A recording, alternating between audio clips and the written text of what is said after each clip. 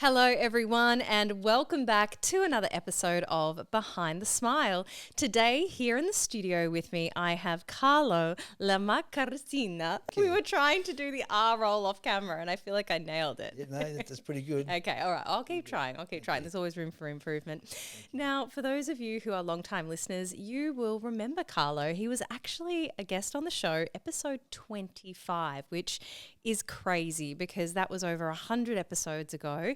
And yet it feels like for both of us, we were kind of just sitting here together only yesterday. So I love when I get the opportunity to have guests return to the show because we get to hear the realities of life in recovery and the truth that it's not always sunshine and rainbows. Just because we get clean and sober doesn't mean that we get, a green or gold ticket to life. It still has its challenges. And we're going to talk about that today. But then we're going to dive into some other nice little topics, some juicy conversations that you and I have had offline before that I really wanted to bring to the audience here today. So I'm so excited to dive in. Thank you so much for coming back on the show, Carlo. Thanks for the invite. It's an absolute pleasure. Yeah, welcome back. How are you? You know what? I'm fantastic. Excellent. I have to say, I have a deep appreciation and gratitude for life, which is simply based on the work that I've done over the last 17 years. My reality back then was quite grim, and I felt quite hopeless and helpless. And it's been 17 years since I've been on the wagon, and a lot's been achieved. Because what I really wanted back then was just for the suffering to stop. Now life there's no guarantees in life.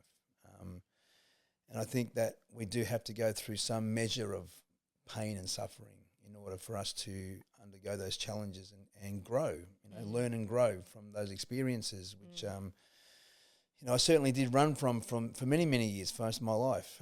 Didn't quite know how to, face and tackle those challenges. So, what recovery has shown me and has taught me is how to go about, stepping up to the challenge, and not seeing it solely as a crisis, even though it may appear to be a crisis initially.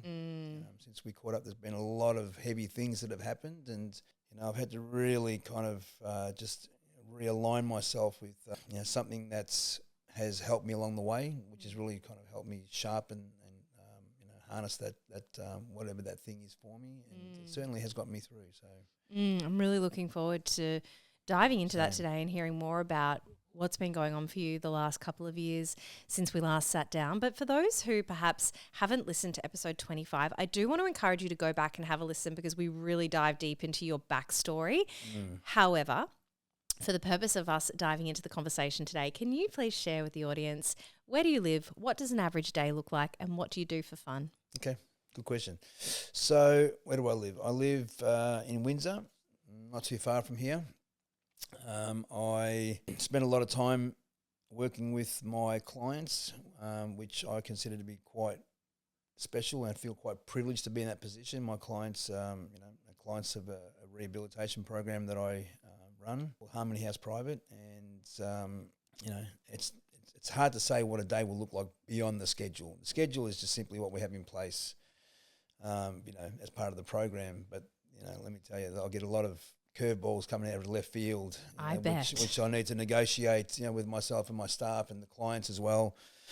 But I'm glad that I've developed that mental fortitude and I guess intestinal fortitude to undergo, and face those challenges, as they come up throughout the day. And it's not all bad. I mean, a lot of it's quite it takes care of itself, based on what is expected from the program and from the clients themselves. And what does an average day look like in Harmony House? So look, we wake up pretty early. We're up and at 'em by about 7 o'clock. We're at the gym, which is 4 days a week, by at least 7:30, 8 o'clock. And that's all clients? All clients. So they can choose to, we visit a local facility, which has been great for us over the last few years, at St Kilda PCYC on Inkerman Street. So they've welcomed us with open arms, and so we're there for an hour, we get back. What's the thought pattern behind starting the day with physical fitness? Movement, just simply, just some movement. And the guys can choose to do weights, they can do boxing, they can throw the basketball, but I think movement first thing in the morning is very, very important. just to I think neurologically ground us. Especially if you're somebody who's waking up with a noisy head. Absolutely, and most of these guys being within their first 90 days of early recovery do have a lot of quote unquote raka, so to speak. A lot of our consciousness wakes up before we actually do, and and it kind of takes off based on what is the current predominant circuits or paradigm of what's happening. And most of these guys are experiencing still quite a crisis. Based on what they're going through. Some of them are looking at some pretty serious jail time, if I can say.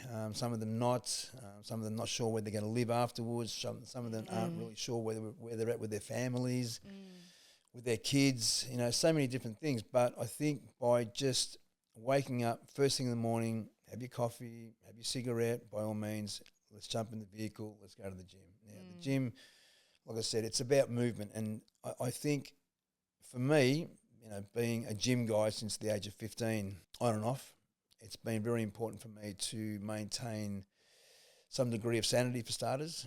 I don't do it so much for the cosmetic effect these days, even though that was, vanity was certainly a motivation of mine when I was younger. But I find that, by being in control of my physical functionality, which I achieve through predominantly weights and cardio, and making sure they get some stretches in there as well, and goes hand in hand also with what I do for my mind, which we'll get into in a little bit. But staying with the physical activity first thing in the morning, I think it's important to not only go to the gym, but there are 2 or 3 days a week which we'll also go on a morning walk, which is about 3 Ks along the Yarra Trail there through South Yarra.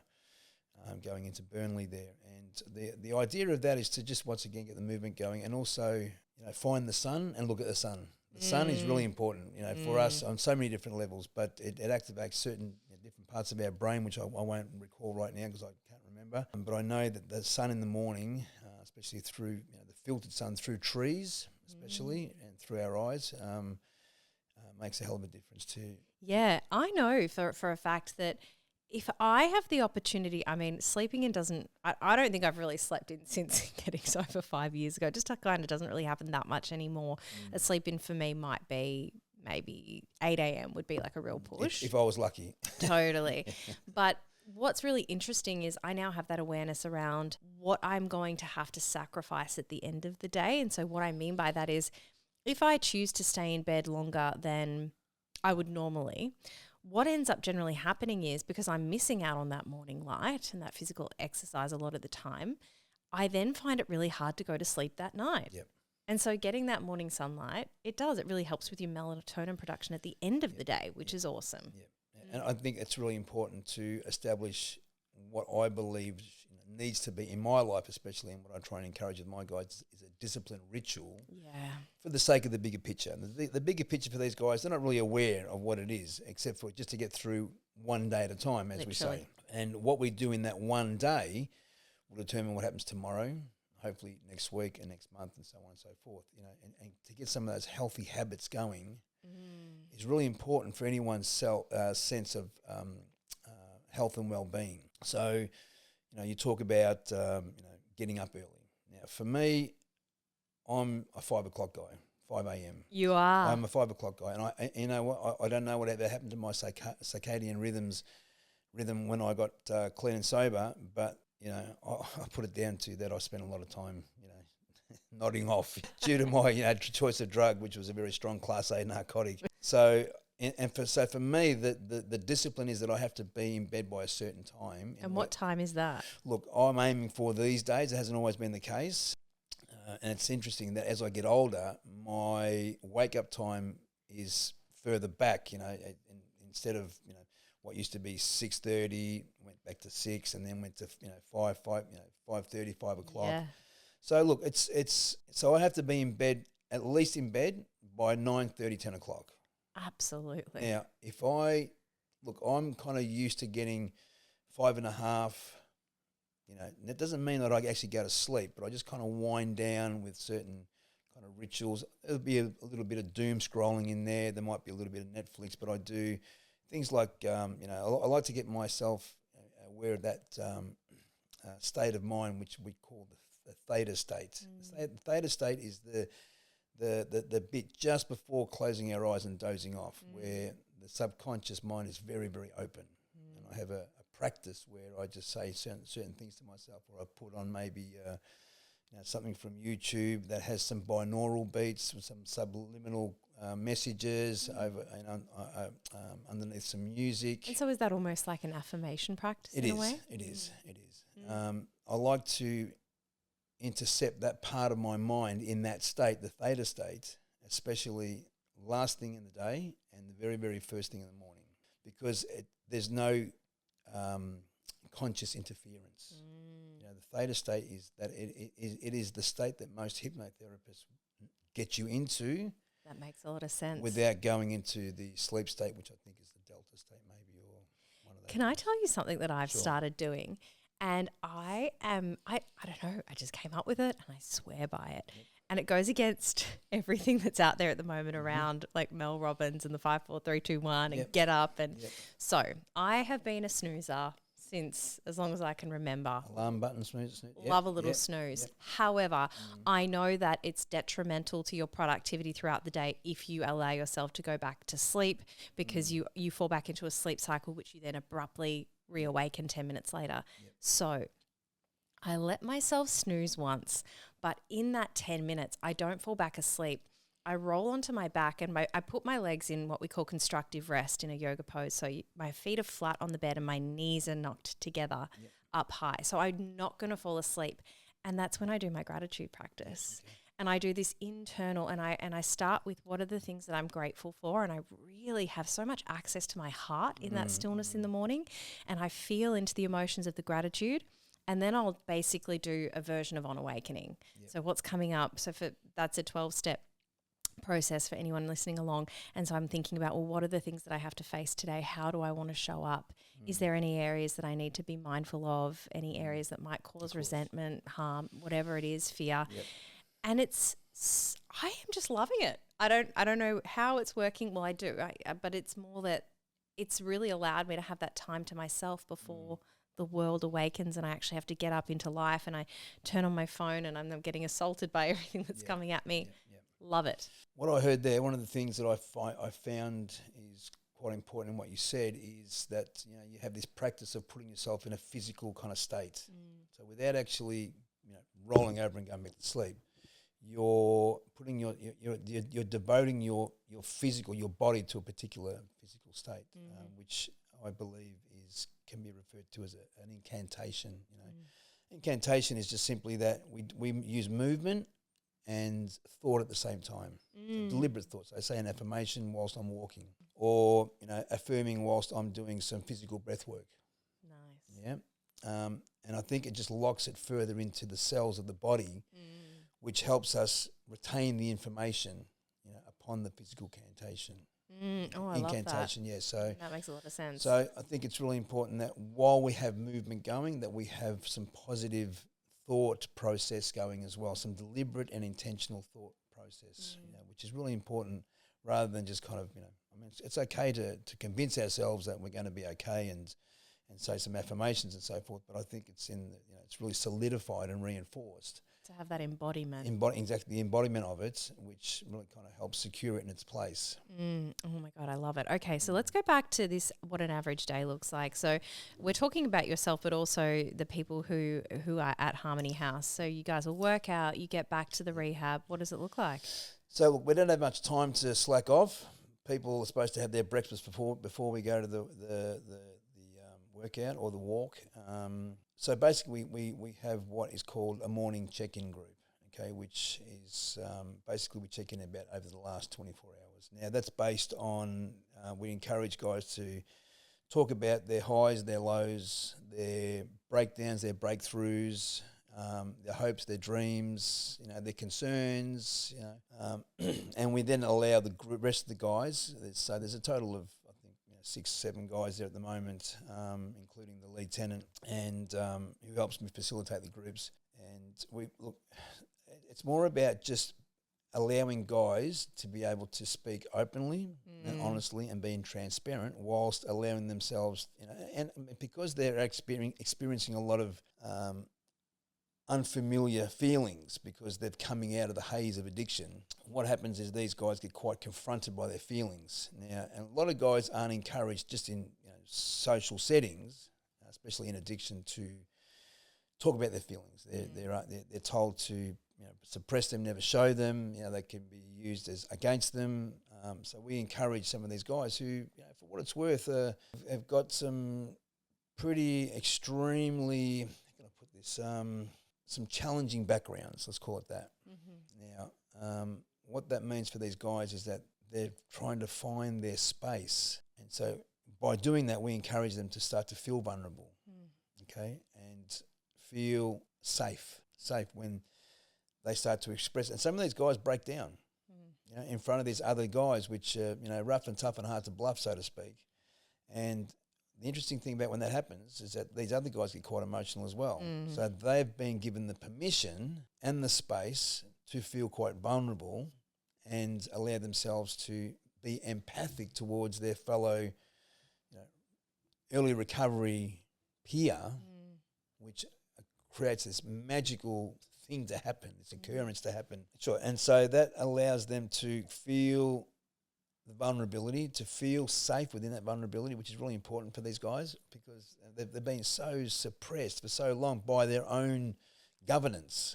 There's no way they're going to show these feelings and express these feelings. Why is that important for long-term recovery? Okay, good question. I think the best way that I can answer that would be through not only my own experience, but also through the observation of being able to bear witness of a lot of people. What it does is it allows us to be more authentic, more open and honest with each other, but more so with ourselves. So when we have that sensation of the revelation of being honest with ourselves and finding, this is what I love about that whole 4 and 5 step process for us, when we go to the 4th and 5th step, we're confronted with our truth. The moral of the story is the truth of the story. That's what it basically means, yeah? It's not about being immoral, amoral, whatever. It's about what's the truth. The truth is, this is me. This is me, warts and all, and then we're encouraged to, in that 6 and 7 process, basically, be aware of when these things come up. We're entirely ready. That's a good start. Doesn't mean they're going to go away. It just means I'm becoming more and more aware of what has been pointed out to me in black and white on my own stock take. So what these guys are allowing themselves to do is just start to be more honest with themselves. It's all good and well to be honest and give each other tough support and whatever else we do. But at the end of the day, when I'm sitting there in a dark room and I'm going through my stock take process and my inventory process, and I've got to work out and be honest and open with myself. I call it washroom honesty. Washroom honesty. Basically, no one knows, no one cares that I've washed my hands or not after going to the toilet. Only I do. So true. Only I do. Yes. And the thing is, and I can kid myself to the point where I can convince myself that I've washed my hands, but I haven't. Yeah, which is a great metaphor. Yeah, totally. And it basically just allows me to kind of go, okay, what can I admit about myself that needs to change? What can I admit about myself that needs to improve? What can I admit about myself that's going to help me work better with others? Okay? Because if I've got blocks, then I can't work with others. Totally. And I guess it's that process of allowing yourself to be vulnerable with other people also, I imagine, unlocks that deeper layer of honesty within yourself. Absolutely. And you can't do any of that, inventory process or anything to look within if you're actually just being dishonest with yourself. Well, there's no point. Yeah. There's no point. And I think the way that's achieved, which I found quite challenging at first, and I believe I had blocks there for many, many years, and the consequence of that block was that I kept relapsing. Yeah, right. Because I was ruled by what I consider to be quite a delusional ego. It didn't allow me to see the truth for what it was. Okay, I just believed my own bullshit. So what I found worked was when I sat down with another guy like me who was maybe a little bit ahead of me or maybe years ahead of me, regardless, and he said, well, this is where I find I get it wrong. And I went, sounds like me, And so then I kind of went, well, let me tell you a little bit about me. And he goes, well, that's the same thing. Isn't it so refreshing in recovery to be around people who are so open about their flaws? And it's such a safe space because I think society conditions us to, fake it till you make it, always put on, it's the whole premise behind this podcast, behind the smile. We're taught to not let anyone know what's really going on and, you know, keep your secrets safe and all that kind of stuff. But that just all washes away in recovery. It's like, hey, let's talk about the real honest truth of what we're struggling with, what we find hard, what we've been through, you know, the good, bad and ugly. Yeah. Look, I get why it happens because we're quite protected and guarded against, you know, our secrets, which we do have plenty of course, you know. And I don't certainly dump any of my stuff on someone just willy-nilly. You know, no. I'm not an open sharer from the floor. My message is based on Tradition 5, which is, you know, to carry the message to the still suffering addict and alcoholic. But you know, if I find my people, which I've got, who I feel very, very safe with, and I feel that we can share openly, honestly, as a two-way thing, then I'm pretty much home and hosed, you know, when it comes to. But you're right. I mean, you know, you mentioned something before which said, you know, fake it till you make it. I mean, I from a neurological perspective, neuro-linguistic programming perspective, don't actually agree with that statement. I prefer that I do it and I do it and I do it again and again and again through the action, not just the intention or the thought, until I be it. So I do it until I be it. Okay, because at some point, the persistence with it on an everyday basis, all day basis, will eventually, the brain will grab it.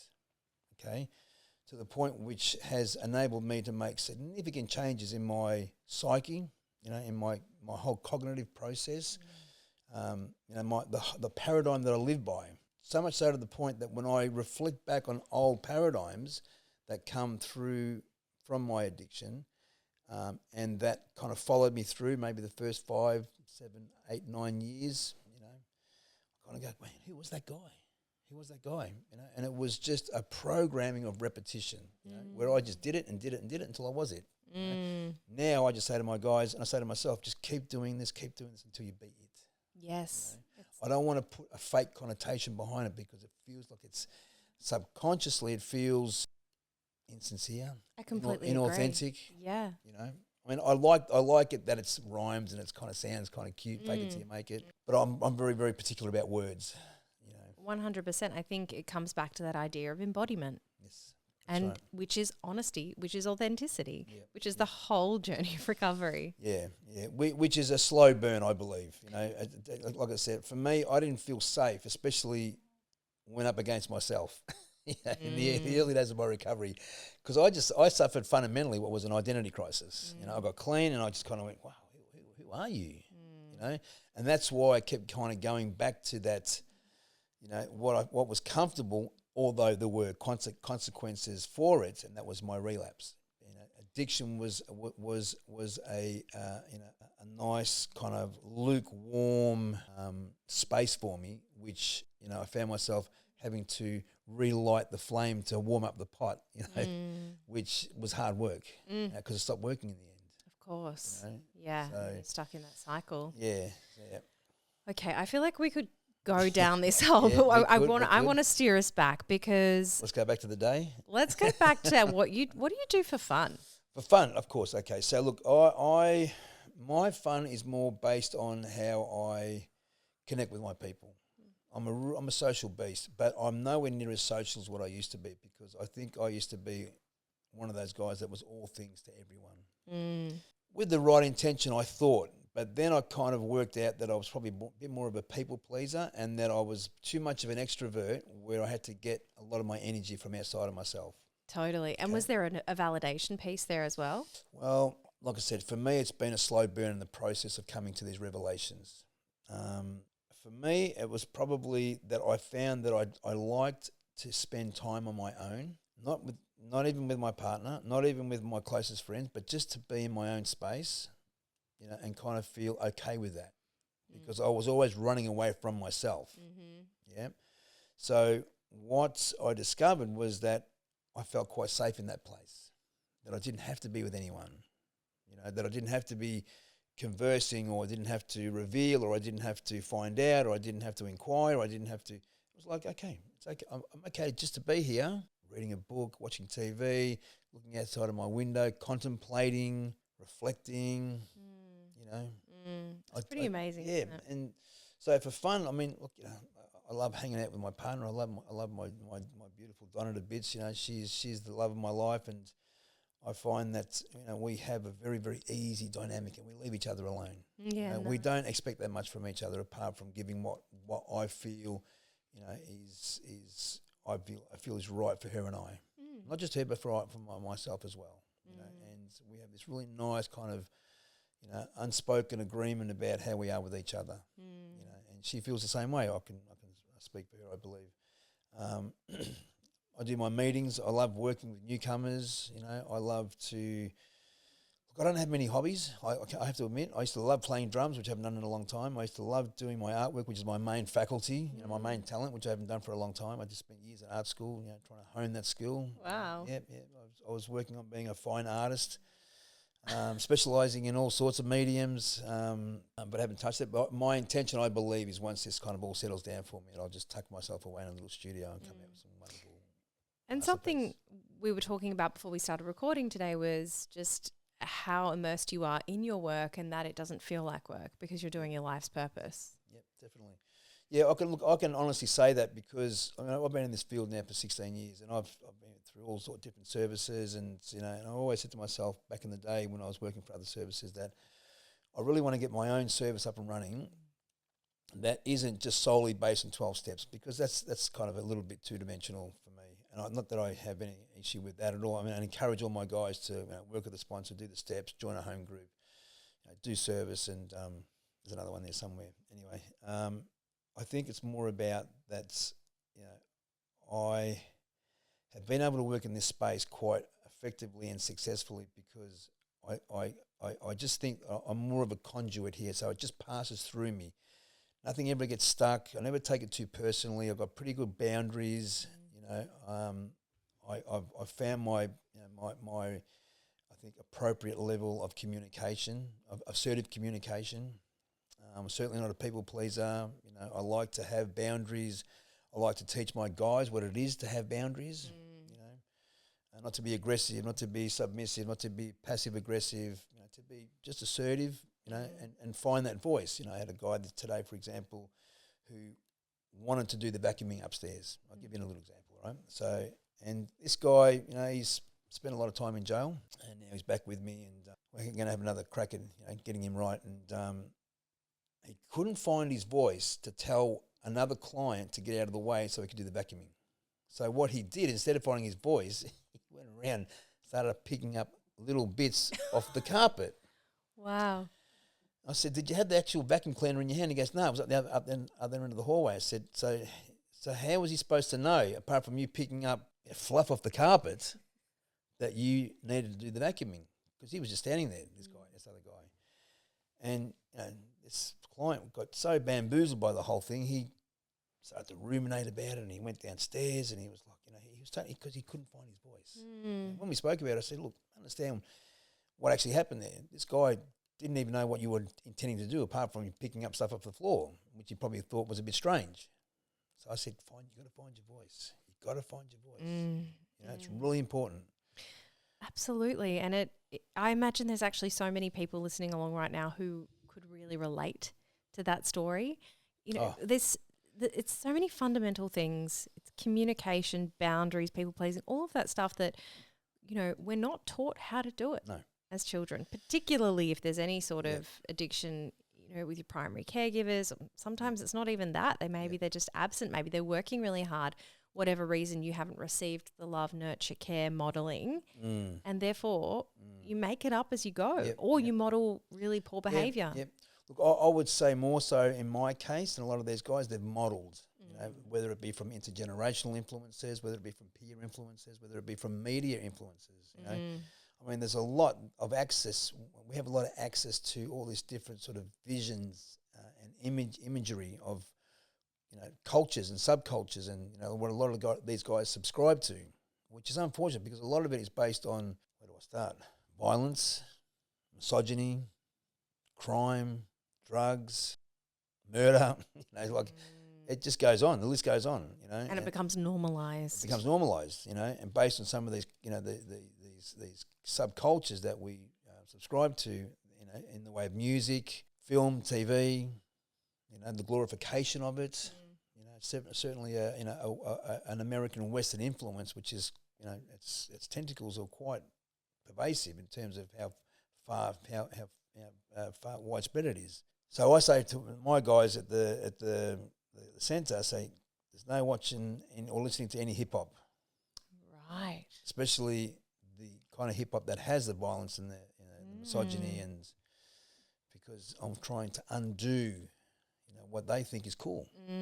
It's not. I mean, I always say to them, you want to listen to this, you're going to end up being a king for a day, a fool for a lifetime. Yeah. And that's their experience so far, trying to regain that king for a day status, which is never going to come back around again. So. It's like an entire reprogramming, isn't it? Absolutely. And you've got to be mindful of everything that you consume. Well, I think it starts with, how do we go about cognitive reframing? That's a good start. How do we work out what are our reactions as opposed to what could be our responses? So there's a whole lot of things that need to be done. Once again, one day at a time. As the book insinuates or suggests, Atomic Habits. I like that book because it just says, don't worry about trying to do everything in one day. Just do something better or something different each day. That's right. Nothing else than that. Just try it for one day, okay? And then it's kind of like, if you were to dedicate 20 minutes a day of practicing an instrument, by the end of the year, you'd be a maestro. Okay, you'd be that good at it, and who knows? I mean, you've probably tapped a potential that you never knew was there, which can open the door for so many other things. And I think that's what recovery can offer us. If we can kind of get our head around what it is to transform, okay, to change, to practice cognitive reframing. And the result of that is that we start to shift our perspective. Okay, when we shift our perspective, our perception changes. When we change our perception, reality changes. Yeah. Then we can invite the whole, and that was a whole other conversation, Ash, which is about, the quantum field. I don't want to get to that just yet, but, but when reality changes, it's based on, our energy has changed.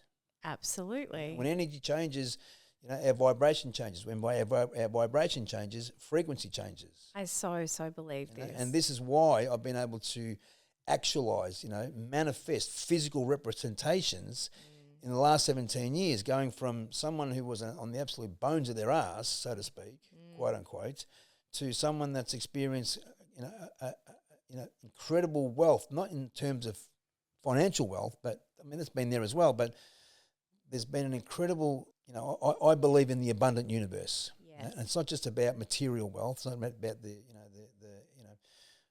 as we call it, cash and prizes. It's not about that. It's about what happened on the inside to determine what happened on the outside, rather than trying to get the outside first to change the inside. Really important stuff to acknowledge, because a lot of people are brainwashed, for lack of a better way of putting it, yes, are convinced that you've got to have the outside stuff to feel better about yourself on the inside. Yeah. Or the trick of, when I get this, then I'll be happy. I'll be happy when. Yeah. The happiness trap, which is and it's based on a very, very, very clever and manipulative marketing totally scheme, which has had us since the invention of marketing, which was print media, advertising. Absolutely. Yep. And because we're quite susceptible to information, I mean, we're exposed to 5,000 different bits of information a day, right? Just from advertising, driving past this and looking at that and that in our, and then social media. I mean, and that is all hitting our subconscious brain, one bit at a time, one bit, and then again and again and again. So it goes back to that idea of, what are you consuming? Exactly. And that's nothing to do with what we're eating, which is a huge thing as well. But what are we consuming? So I make deliberate attempts, but I actually am quite hell-bent on, I don't read newspapers. I will not read newspapers. I will not watch the news. I love my streaming, but I like to, watch shows that are quite intriguing about, especially documentaries on, what things that humans can do to each other. I'm always intrigued by how mean we can be to each other, and how and where does that come from? Still, I don't actually become that, but I like to There's like a layer of human intrigue. I agree. Absolutely. Yeah. And like I said, because of the nature of my work and what has my interest, I like to delve into the human psyche. And I like to ask myself, how does this actually happen? When someone, finds themselves going down that track of crime and violence and Or like drugs. Jeffrey Dahmer. Jeffrey Dahmer. I was fascinated by that documentary. Absolutely, yeah. I mean, so unsuspecting as an individual. My sponsor, though, has told me that I'm not allowed to listen to true crime. Really? Yeah, okay, yeah. Because I go, then all my fears crop up. And then all of a sudden I'm like, scared to be alone at night. And I think it's just, and that's just comes out in my inventory process, right? If that's really alive, then, Ash, what are you watching? What are you going back to? What are you consuming? And being able to be mindful of that. That was a few years ago when she gave me that warning. And look, and I totally get it. That's why I'm very, very mindful that I don't completely obliterate myself with that kind of information. I'm very discerning with it. For example, I've been loving the once again the creative genius of Guy Ritchie and this.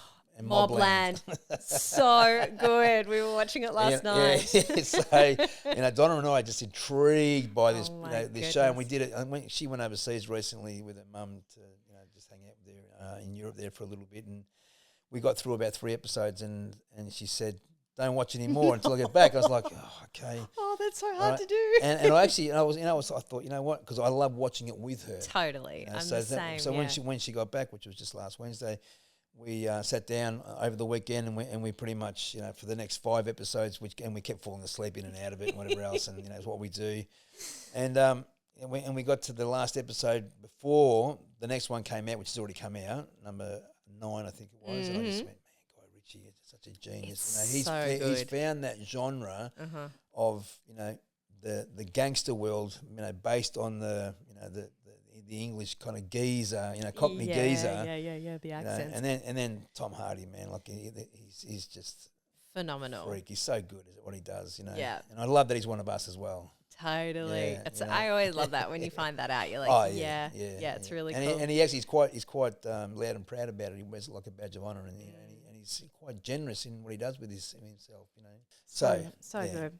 All right. Yes. Carlo. Yes. How far in are we? Let's bring it back. Let's talk about the photo, shall we? The photo, okay. I've asked you to bring in a photo today from a time in your life when you were hiding behind a smile. And we spoke about this offline, and I said, let's do something that's more recent, being that you were on the show a couple of years ago. So can I ask for you to please now describe for the photo that I'm bringing up on the screen, what are we looking at here, and what was going on for you at that time in your life? So you're talking about this most recent photo, or the photo you've got in your hand? This one here. That's it. Okay.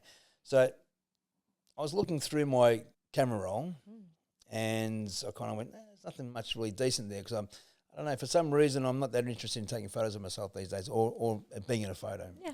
Where once upon a time I was happy to tilt my head and smile, and kind of have I was like a cardboard cutout in most photos. So I've kind of lost that motivation.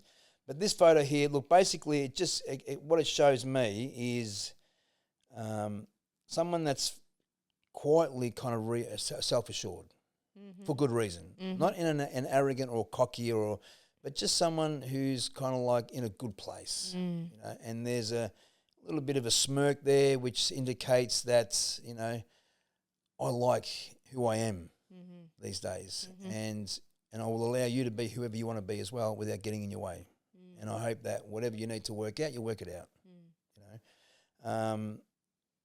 It has a bit of a distinguished look because of my age and the grey hair, which I kind of like these days. I've learned to embrace it. Excellent. And not resist it by dyeing my hair and doing any other thing. That's really about it. It just kind of tells me that I'm good in my own skin. Yeah. And so what's been going on over the last couple of years? What have the challenging times looked like? Good question. So, a whole bunch of things happened in about a 6-month period. That was from mid-2023 to about, I'd probably call it a bit more than that. So it started with, and for me, I'll just preface this by saying this first, that I like that I now have the ability to not catastrophize, even though some of the things that happened were quite catastrophic, okay? Key difference there, isn't there? Massive. And I found myself, whilst going through these things, which I will mention, to really kind of knuckle down and just almost kind of, how can I put this, to start to reframe a lot of things. I had a good hard look at myself, my motivation behind a lot of things. So I started with this. So here I am running Harmony House, and I wouldn't say that I was doing it that well at the time. Although in hindsight, that's where I get that kind of information. But at the time, it felt like it was okay. And everything's like a work in progress for me. I start somewhere and I keep working towards something else. Now, come late July, who I still affectionately refer to as my stepson, Donna's kid, he passed away. Okay, and it was all of a sudden, it was unfortunately through an overdose. Let me tell you, I mean, this kid on this night did not know he was going to pass by the end of that day. He was just doing his thing. Was he a heavy drug user? Not really. So he was never someone that you would have tried to. No, we tried to help him. No, look, he did have his difficulties, and unfortunately, look, our belief is that this kid, when he was born, his sensitivity was just turned up a little bit too much, and he was looking for ways to quell that throughout his life, and that totally threw Donna and I collectively and individually. Of course. How old was he? He was 27. So. And he was at the precipice of many different stages of his life to actually get clean and sober, which he had opportunities to do so. But I think because he just felt so inward with himself, he found it hard to deal with his sensitivity. Anyway, so thank you for sharing that, Carlo, because I think it's so important for people to really understand the disease of addiction and how even somebody such as yourself could have a stepchild who wasn't able to be saved with all of the access at his fingertips, and it still wasn't enough. And he had access to those resources his whole life, at least for the last 10 years, and he chose not to, at that stage. Who knows? I mean, he might be, who knows what happened. So then about 2 months later, my best friend passes away from, again, addiction, and... Oh, Carlo. And unfortunately, I actually had to, a month earlier, I had to tell him, I had to discharge him from my service, who I had him at there for a couple of months, and he was doing okay, but he was, for lack of a better way of putting it, kind of taking liberties and taking the piss, and I said, mate, you got to go, buddy, and he wasn't happy about it because he thought it was just such a small infraction, but it actually wasn't. It was a build-up of many things, which kind of made me look like I was favouring him rather than letting him get away with certain things, which I wasn't. But anyway, because that then impacts the entire culture, which then couldn't impact the other 6 people in there and their recovery. Exactly. So once again, I think it was a case of he had no idea he was going to pass by the end of that day or whenever it was, and and then within that same week, Donna and I had split up. She kind of came at me and said, "No, that's unacceptable about what she thought it was," and and next thing she's gone. There's so much pressure. It makes sense, right? I remember once, I can't remember the statistics, so I won't try and quote it, but when a parent loses a child, the statistics of whether or not the parents, whether it's a step parent or a biological parent, stay together is very low. It's very slim. You're right. Yeah. Exactly right. Yeah. And I think that was the thing that was really at the forefront of my mind, and in my evasive sort of fashion tried to avoid that because I have to be honest with you, I got so confronted by Riley's passing, I didn't know how to deal with it. So I think I went a little bit more under and tried to deal with it as best as I can. I'm not the best with grief. I've had that much of it in my life that I'm still trying to work out what it actually is. And grief is one of those things that's, like I said, I'm not good at it. I think most people aren't good at it. Dad talks about this as well. Yeah. He's been on the podcast talking about how he lost his sister when he was 6 years old, and he never learnt how to process grief. And so even up until recently when his brother passed away, he didn't cry. Yeah. He just doesn't seem to be able to access it at the time. It's an interesting feeling. I mean, I totally get that, and I've had what I call a strained cry. Especially when Riley passed away, I found myself weeping quite openly. Which I kind of liked because I didn't want to deny the impact that it had, especially on his mother. Because that really got me. Because I cannot fathom for a moment what that would have been like for her. It just tore her heart out. Sorry, excuse me. No I was need to just recompose myself. No, that's absolutely, all of that's welcome here. So, and that's quite confronting. You know, how do I deal with this? I just didn't know how to. You know, and then I've got, you know, my friend's passing, which I think I was a bit more ready for, because he'd struggled for many, many years to get back on the horse, and you know, he was deteriorating at a rapid rate, and then a month after that, my best female friend, who was living in Sydney at the time, had passed away. You know, a month after, so there was 3 significant deaths in 4 months, which I just went, man, can this get any worse? And then in January, I returned from a holiday and went to my apartment, which is where I live some of the time, and it had been broken into. So, and lost a massive and significant amount of money. No. Which was through I didn't have my crypto currency secured, and they took that, which is okay. I mean, at first, it's coming back to me. I'm going through the US courts in order to get it back, but yeah, it was quite a shock, you know. And so there was a significant amount of money, which, you know, I mean, I had been buying it from way back when it was a lot cheaper. Anyway, and then I found out who it was. Oh yeah. Oh, hang on a minute. They were known to you? Yeah, they were. Oh, yeah. Carlo. Yep. Hang on, my head is spinning. Yeah, I know. And it was actually quite a huge betrayal from this particular person who set up the whole thing. I won't go into who it was, you know. So this was quite significant for me, because it was like not the cherry on top, but the slab on top that just kind of squashed everything down together, you know. So there was the 3 deaths, there was the breakup with my partner, Donna, and then this, you know, significant, you know, loss of financial and betrayal, which was quite sinister the way it was done, and then what was revealed afterwards. So, and I always said to myself, I'm going to find out who this is, and through the most uncanny means, I found out. What did you do? Someone came to me and told me who it was. Did you confront the other person? No, I haven't spoken to him. I'll tell you why in a sec. So I went to the police and reported it to the police and so forth, and they did their investigations, and you know, a good friend of mine had put a crypto security expert and followed the blockchain, and there was an opportunity for us to secure the funds on this particular trading platform through an injunction through the US courts, and it was stopped. So it was grabbed and it was stopped. I don't know exactly how much was there. I think it's most of it, but so that's good to know that they'll be coming back once we go through the process of the courts in the United States. But the person came to me and I said, "How do you know?" They said, "Well, I've actually got it recorded." Yeah.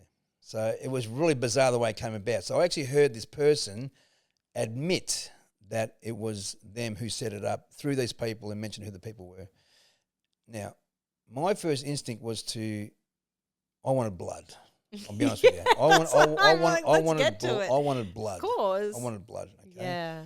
But then I took into consideration the nature of these people at the moment. And I would say some of these people, especially the one particular person that set it up, I would just say that she's intrinsically bad.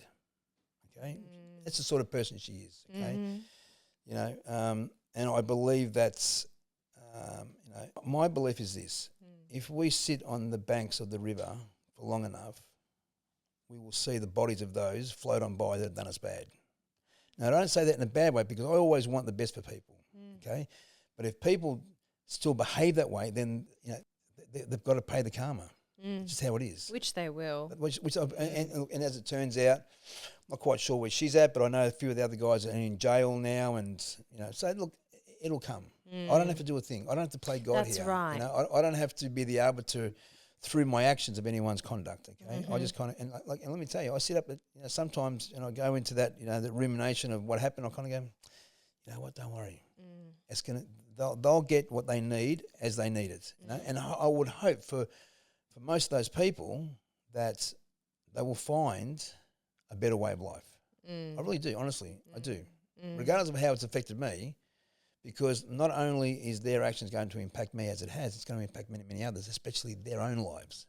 Totally. And nobody is like living in a place of peace and contentment who is actively stealing from another human being. Well, stealing's one thing. I mean, it's just about doing those, those what can I call it? Just I mean, people, especially when people are in addiction, we have this tendency to become so self-centered that we don't know how we're just out to get what we can. Yeah, there's no awareness of who we're impacting. No. Or the carnage that we're creating Not on the path. Not at all. And then most of our actions are justified, defended and rationalised. Totally. Whilst throwing off on what is the real reason. And the real reason is that, okay, people want to use their drugs, I get that, but people aren't realising the impact they're having on the community as well. I mean, you see what the crime's like at the moment, and what's driving that, especially kids that are quite so young, going through what they think is normal. And once again, where's the influence and the impact coming from? Peers, social media, other media forms. It is crazy. It feels like, and without mentioning names, there's people in my life who, are very close to what's going on out there in law enforcement and what's happening in the world. And, so I hear a lot of it, and it just seems, I was thinking to myself, it wasn't like this when I was that age. Like, it really wasn't. If I hated getting in trouble. Yeah. And like, if a police officer told you to give you your name and, you just hand the name over. Like now kids have got their phones out. They're like, I don't have to do that. I know my rights. Like it's just wild. Yeah, like without going to why the culture is the way that it is, it needs to be obviously questioned, and it also needs to be changed. How that happens, I don't know. I mean, has it gone too far? It's gone too far. And this is why, once again, it's about going back to what do I, consume? What do I devour as the information? Like, for example, one thing that I do is, I like to put on an informative piece of information when I'm having a shower. Okay, because it just allows me to also concentrate on my shower, but at the same time focus on what I'm hearing through the speaker. And my objective each day is to learn something more. Okay, and then hopefully impart that on myself more and more through practice, through the action of it, and of course my clients and other people that are in my life. So I love that. That's why I love the medium of podcasting so much, because you can literally absorb that knowledge and that information when you're on a walk, when you're on your commute to work. Like it's so accessible these days. Yeah, look, and there's so much information that we can that is available to us. It can't go wrong, depending on where we focus. Whether you're choosing and once to have, again, as Dr. Joe Dispenza, who's one of my heroes, he says, where focus goes, energy flows. When energy starts to keep flowing, as it keeps flowing, to where the focus is, we're going to get that reality, whether we like it or not. Yeah, which goes back to the quantum physics argument, right? Yes. So Totally. we've got to be really careful about what's coming in, because what's coming in is going to be coming out. Yes. This is why we have to be very, very careful of the conscious mind, which is just a repetition of what happened yesterday. And I was chatting to a client about this yesterday. It's so wild, isn't it? That the thoughts that we have, I think once you hit the age of 30, 35, you don't actually create new thoughts anymore. It's all just programmed. Unless you consciously rewire and change the cognition like we've been talking about, which takes action. And it actually, a lot of the time, is going to feel a bit yuck to start with, because there's resistance there, because it's a new neural path. The only reason is because, repetition loves comfort. We when we naturally find the easy way. All you got to do is just try doing something with your left hand for long enough to kind of go, this feels weird. The same thing happens in our brain.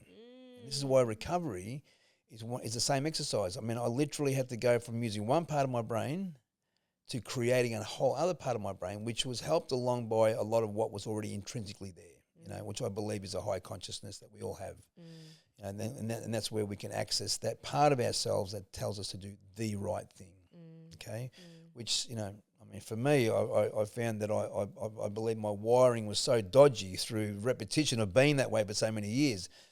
It wasn't about doing the next wrong thing for me. It was about not doing the next wrong thing. Not doing the next right thing. It was about doing the next wrong thing. That was the process. That was the path you were on. And for me, it was like, I had to acknowledge the impulse. And I think by having the awareness of the impulse, which allowed me to to intercept it rather at the stimulus response, the part in between the thought, the feeling, and the action. Yeah. So when I felt that impulse to do the wrong thing, which was based on, I believe, which I'll just say now, which without going too much into it, like having a scarcity consciousness, so for example, stealing, or not spending money on that, or, kind of, because a lot of addicts live with a poverty consciousness because we've never got money, and any money that we have goes on drugs and cigarettes or something to eat at the end of the day. Yeah. And for me, it was like, okay, just to acknowledge that it's there, be aware of it, and not even judge it, and if anything, really embrace that part of myself and know that it's still there and know that it can jump out at any time, which it kind of has every now and then over the years, when it gets the better of me, when I allow the temptation or the desire to get the better of me. And so when you went through that really traumatic period of, say, 9 months with all of that grief and loss, was there ever that part of your brain that went, fuck it, let's get high? You know what? I love that question, and I can emphatically say to you that no, I did not think about it once. Wow. And I'll tell you why. I believe, first of all, I had I've got a very, very strong conviction to the faith that I have in my higher power, which I'm happy to call God because it's easy, and I don't get too caught up in the semantics of what it should, what other people want to call it. It's up to them. For me, it's a consciousness that runs through me that I can easily access when that part of me, which we call our self-will, which is the part that is driven by fear and self-centeredness, kind of gets out of the way, or it wants to intercept at any point, and I kind of go, no. And, there's this thing that we work at in the 11th step, we pause when agitated or in doubt, and I'm just paraphrasing here for what it is, and kind of wait.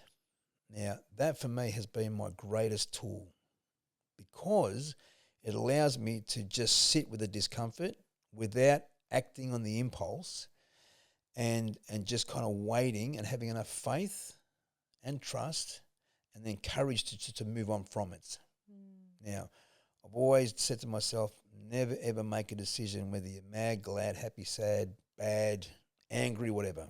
Never. Always wait till I'm back in that neutral position. Yes. And that's why, believe it or not, Donna and I don't argue. We don't abuse each other like a lot of, That's the same as Damien and I. we Never. we don't blue. And, Yeah. And let me tell you, if I could give you a slight description of what I was like in relationships, and any ex-girlfriend will tell you, Blow up. I wasn't the nicest guy. Yep. And I don't feel good about saying that, but that's just what I learned to be, based on what was mainly a knee-jerk reaction around most situations in my life, to protect the dishonesty in me. So I love that I've got that in me, and and I watch the way that it goes off in other guys, especially the guys in my program, where I just kind of go, you're going to make a permanent decision based on a temporary feeling because of the way you're feeling right now. You're throwing the baby out with the bathwater. You don't know what you're actually about to do, and that is, it looks like usually, fuck this, I'm over this place, and I've got to fix this out there, and I'm leaving. Okay, cool, all right. So obviously I'll do a little bit of work there, and I'll kind of go, okay. Now, luckily most guys come around, they settle down, so I give them enough space to kind of come down and then come back down to earth and see it for what it is. But being caught up in the heat of the moment can railroad so many good intentions and so many good directions, which some of us, like I said, make a permanent decision followed by a permanent, even more permanent consequence, and sometimes we can't reverse out of that. We can't rewind out of that place because there's a consequence, which is jail, losing a partner, a job, poor health, and look, I tell you, Ash, one of the things that bothers me, or actually quite very much motivated me, 17 years ago, as I knew I was getting a bit long in the tooth and a little bit, and had been an addiction for a little bit too long, was, there's this thing that we say in our fellowship, jails, institutions, and death.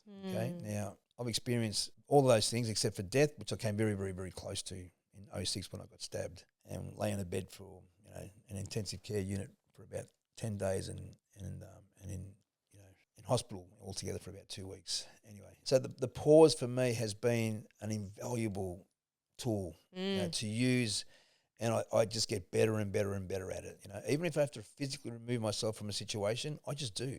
Somebody told me recently that you get 1 second pause for every year that you're sober. Yes. You got 17 seconds now. Yeah, That's there really you go. cool. There you go, yeah. Look, and I think once we master self-control, which without denying the human experience, because I want to have, all sorts of feelings and emotions that, but I don't let them go too far off the path that I can't bring them back. Well, what you said before about not catastrophizing, I think is so, so important. And it's something that I've really noticed about myself over the last few years. Yeah. Things will happen in my life now and and nothing really creates too much of a reaction. That's not to say that I'm immune to it and I feel feelings and I have emotions, but I know that everything's going to be okay. And I often think about, is that the depth of my faith? Is it, this connection that I have to a higher power, which enables me to know that everything's going to be okay? Is it the recovery work, the meditation? I think it's everything put together, but allowing to move through life with a sense of ease and flow rather than letting things, because everything is going to be okay. Yeah, so true. And you know what, there's this interesting thing, the process that I go through whenever I'm in that turmoil, because I don't want to deny the turmoil. I don't want to actually kind of bypass. I don't want to bypass the reality of, say, the sadness of, that my partner left me, or the reality of that my friends have passed away. Yes. Or that's whatever else happened. I couldn't, I didn't want to minimize that or limit it. I just allowed it to be. Now, the one thing that I did throughout all of that was I kept having conversations with God.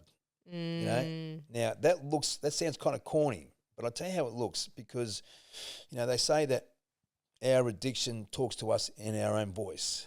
Well, I've got to tell you, for me, the God of my own understanding talks to me in my own voice as well. 100%. But it's a voice of reason.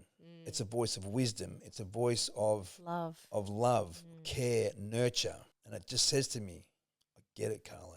It's tough. Man, this is like, you're fucked. You're fucked. That's where you're at. And so be it. But I got you. Not all will be lost, and I've got you along the way. So what came out of that period for me in those 9 months, not to mention at the end of all that, at 9 months, the house that I was leasing in Waterloo Crescent, where the rehab was when I had it there, the lease got pulled on me. Okay, so after about 2 years, the lease got pulled on me under what I would call very unfavourable circumstances, the way that it was done. Okay, not that I have anything against my landlord; she did what she had to do. Okay, but just the way that it was kind of done, I thought, you know what, this has got to mean something. Now, I'll tell you what it meant just for that particular thing. It meant that I was able to find a better place. Yeah, there you go. A much, much, much better place that's a lot more homely, a lot more inviting, a lot more, and we do so much more, work that's conducive to recovery there. Okay, as I said, I sharpened and honed the program that it's a lot better these days. Okay, so not all was lost. As it turned out, 6 months later, Donna and I had come back together with a much stronger appreciation for each other. That's beautiful. And then I had information from the police that the cryptocurrency was going to come back to me, even though it hasn't just yet. That's okay. I mean, I know it'll come back in its time. So, and do I wish to dig up those people that passed away and bring them back to life? Absolutely, but I can't. Death is absolute. It is. And the grief process that we need to go through, which is not linear. I think about these people all the time and just kind of go, man, if only, but no. So how do you make peace with it, without denying what's happened? How do you, and have you allowed yourself to grieve? Look, I believe so. And I think for me, there's this, Kubler-Ross has this model of grief, which is 5 different stages. And I believe, don't quote me on this, but I believe it's denial, anger. Oh, there's one where you there's bargaining. Yes, that's there's depression, and there's acceptance. And I think that it's important that we go through all of that to process what it is to lose someone or something. could be people, maybe grieving their youth. Something as simple as, I mean, a lot of people suffer from that, experience of they're getting older, and they're hanging on. I think it's the process of letting go and accepting that this is just how it is. Simple as that.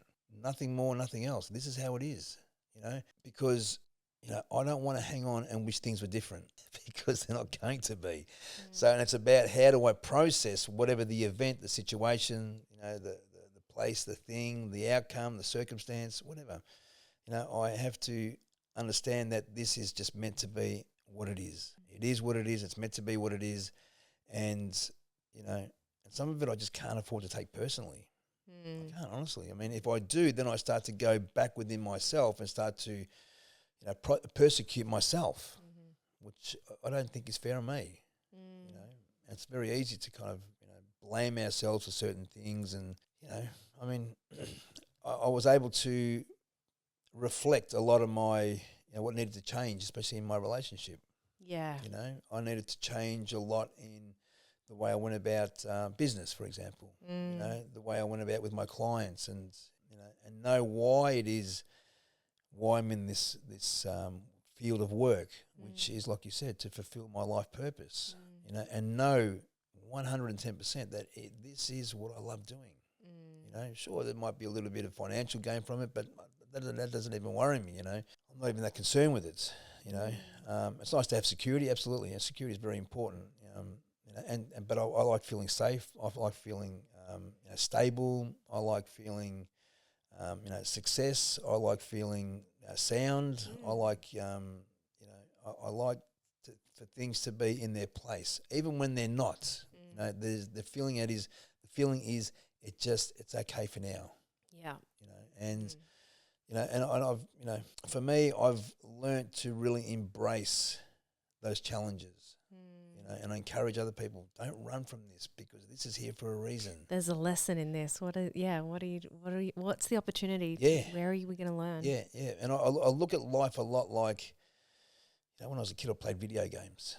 I used to love playing, but old arcade style video games, right? Which are still the same concept. You got to break through to the next level, and sometimes we don't quite get there, and we've got to keep persisting. All of a sudden, because of getting better at dealing with things in life, I then get bumped up to the next level. I love that analogy. That is so true. Yeah, and that's what it's been like for me. It's kind of, this is why I've been able to move on so far in my psyche and how I go about life, which is, and life for me these days is just pretty much, even though there's a lot of turmoil through other people's, whatever's going on for them, and, because I pretty much live my life at the coalface of early recovery. Not an addiction, but early recovery, which ain't too far away from late addiction. Yeah. And I wear life like a loose garment, like a loose, comfortable jacket, which is just right. It's not too tight, it's not too loose. It's just right. It's in its place, exactly how it needs to be. I love that. And then we just move on. And we move on. We evolve. Yeah. Because life is going to happen. That's the reality. This is, a perfect way to close this conversation today is exactly where we started, that things are going to happen throughout life. Just because you get sober doesn't mean you get an easy ticket. God, no. And thank God for that. I don't want an easy ride, I like to still embrace those parts of myself, which, I heard once referred to as, the things we don't like about ourselves, and then we know they're going to change, but they're not going to change straight away. No. One way I heard it said was to hug the cactus, to cuddle the cactus, to you know what I mean, to really kind of lean into where I'm getting it wrong, and change those things, because they don't serve us. Maybe in the other world, sure, as addiction, those things work perfectly. They call them our defects of character or our maladjusted, a maladaptive mechanisms, whatever you call it. I don't get too caught up in the semantics, but I just kind of go, it served a purpose, and now they don't. Even though there still is the impulse at times to be that way. Okay, all right, I get that. And so, like I said, to have the awareness, to acknowledge it, to appreciate it for what it is, for what it's done, how it's kept me alive for this long, and now it's become redundant.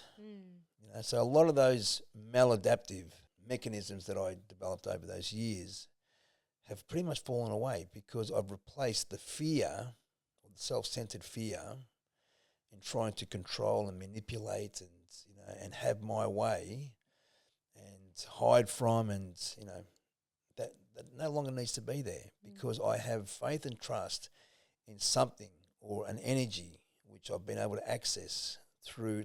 Not that I that it had to find it, because it was always there. I just had to get myself out of the way of it. 1000%. So, and that's when the magic started to happen. When I said, Carla, just get yourself out of the... Get out of your own way. Get out of your own way. Everything will be okay. Yeah, get out of your own way, and just know that you're in the right place. As long as, first of all, one thing I don't do is I don't pick up a drug. And you asked me before, did I feel like picking up? You know what? I didn't even feel like I wanted to sabotage my recovery by, indulging in other, what could be secondary addictions. I just kind of went, just sit with it. Sit in the discomfort for now.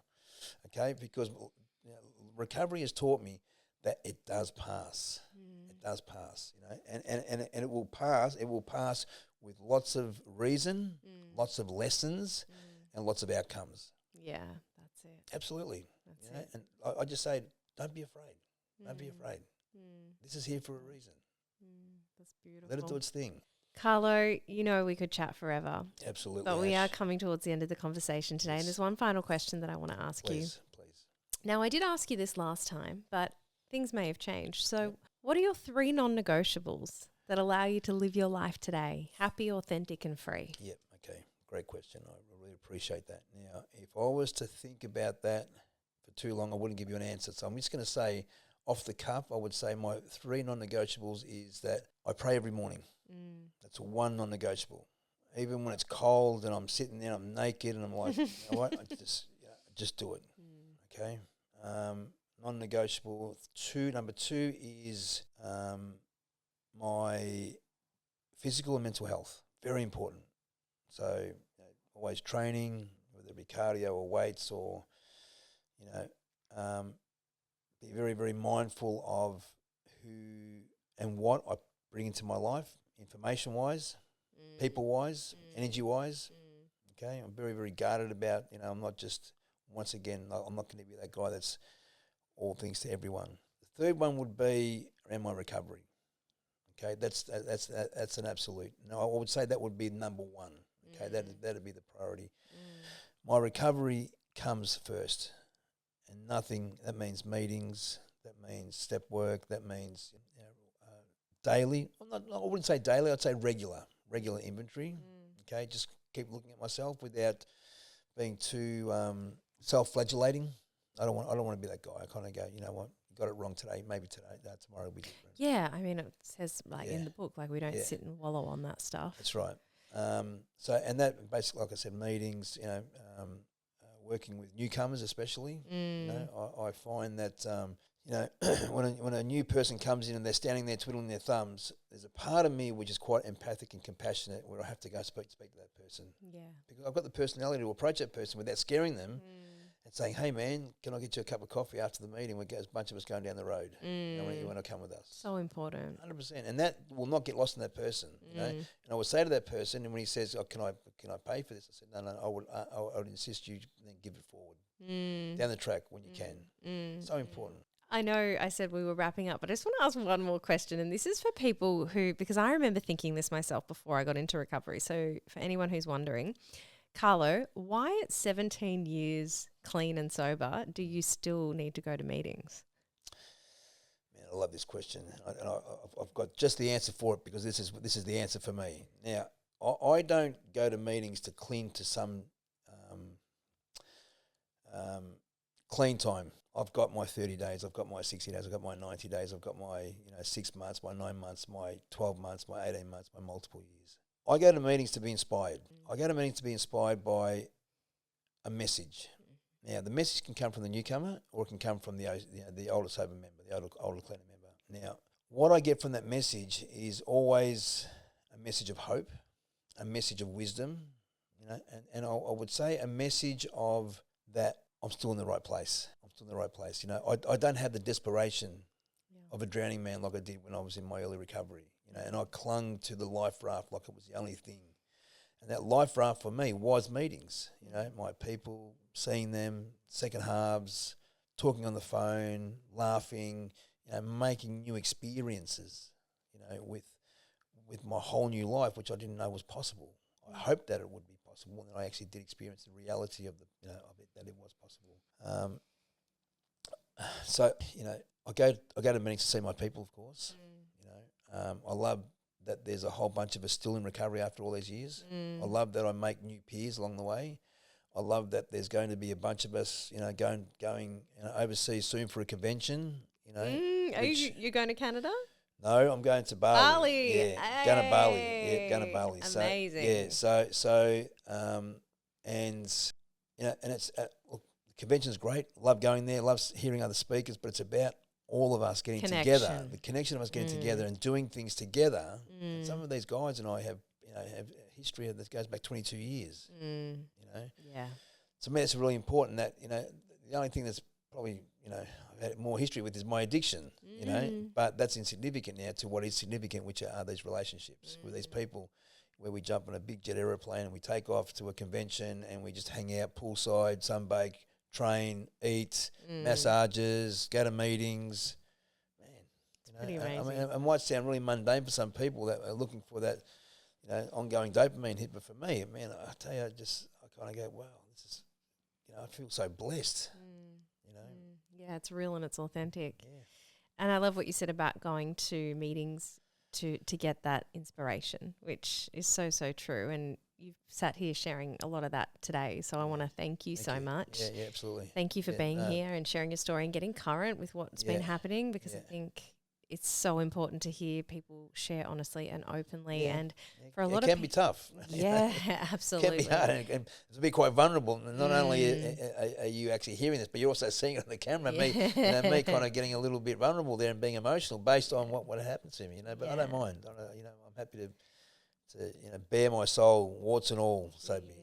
Well, we greatly appreciate it. We say here on Behind the Smile that when we recover loudly, no one need suffer in silence. So thank you so, so much for being here today. Absolute pleasure. Thank you so much, Ash. Thanks, Carlo. Thanks for the